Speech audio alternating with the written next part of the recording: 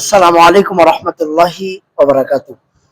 সম্মানিত ভিউয়ার্স, আপনারা সকলে কেমন আছেন? আশা করি সবাই ভালো আছেন এবং যে যেখান থেকে ভিডিও দেখতেছেন সবাইকে আমার অন্তরের স্থল থেকে ভালোবাসা এবং শুভেচ্ছা এবং অভিনন্দন। ভিডিও দীর্ঘ না করে আমরা সরাসরি চলে যাব যার কাছে আমরা কালামুল্লাহ থেকে তেলাওয়াত শুনবো। তার নাম, তার বাড়ি জিজ্ঞাসা করব কোথায়, এবং আশা করি সবাই কোরআন তেলাওয়াত শুনবেন। কারণ মুমিনেরাই কোরআন শুনে, মুমিনেরাই কোরআন বুঝে, মুমিনেরাই কোরআন গবেষণা করে। সবাইকে শুনতে ভালো লাগবে না, আর সবাই শুনবেও না। সো ভিডিও আর দীর্ঘ না কইরা আমি চলে যাচ্ছি ভাইয়ের কাছে। ভাইয়া নাম কি? আব্দুল্লাহ মামুন। বাড়ি কোথায় ভাইয়া? নাচল আখিলা চাবনগঞ্জ।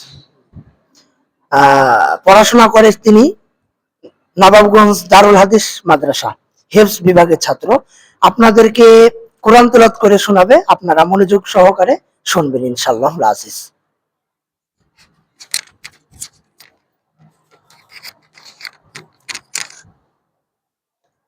أعوذ بالله من الشيطان الرجيم.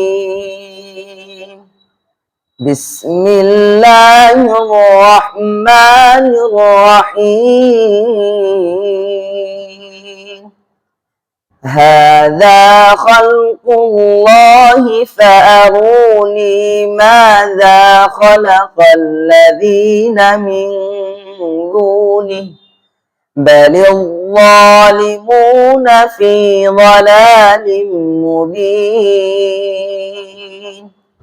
ولقد آتينا لقمان الحكمة أن اشكر لله ومن يشكر فإنما يشكر لنفسه ومن كفر فإن الله غني حميد.